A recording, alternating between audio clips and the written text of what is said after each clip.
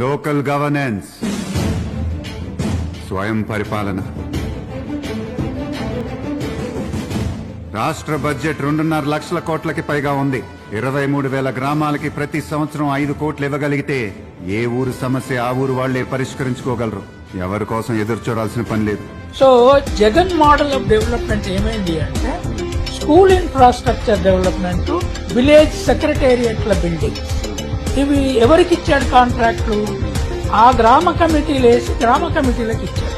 గాంధీజీ కలలు గన్న గ్రామ స్వరాజ్యం అంటే విలేజ్ సచివాలయాలు, రైతు భరోసా కేంద్రాలు, అదే గ్రామంలో ఇంగ్లీష్ మీడియం స్కూళ్లు, అదే గ్రామంలో విలేజ్ క్లినిక్లు, వీటి ఏర్పాటుతో ఈ 50 నెలల్లోనే గ్రామ స్వరాజ్యానికి అర్థం తెచ్చాం.